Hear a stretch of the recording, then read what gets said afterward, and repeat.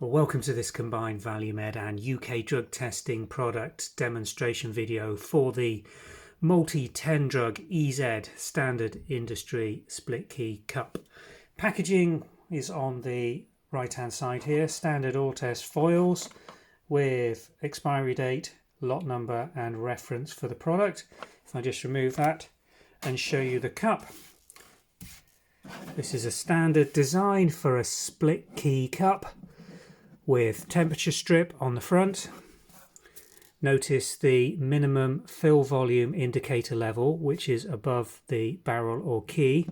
The key to trigger the cup is located in the top lid, which is removed completely, and the cup given to the donor to produce the urine sample into.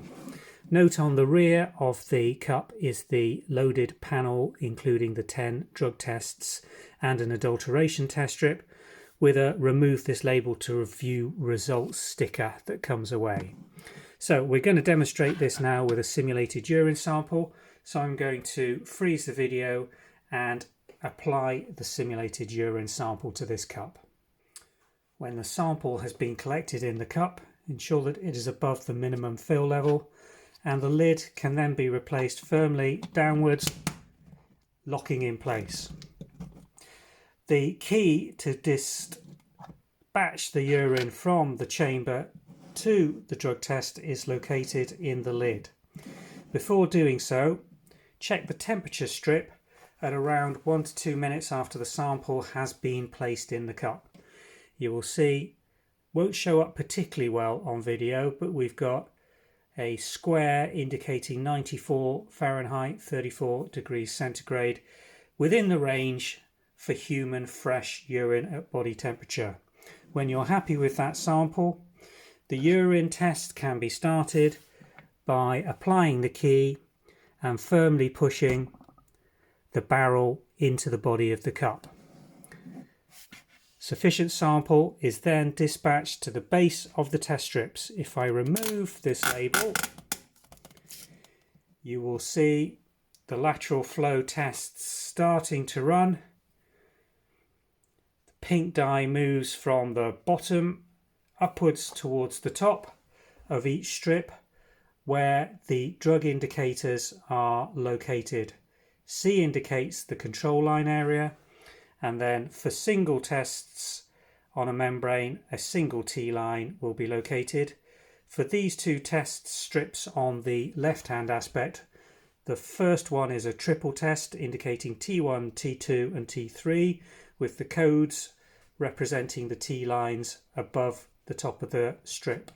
The second line in has a double test membrane. We're going to freeze this video now and show you the result at the 10-minute read time.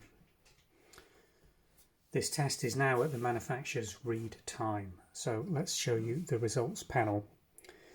Here we have 1, 2, 3, 4, 5, 6 columns or strips of drug tests.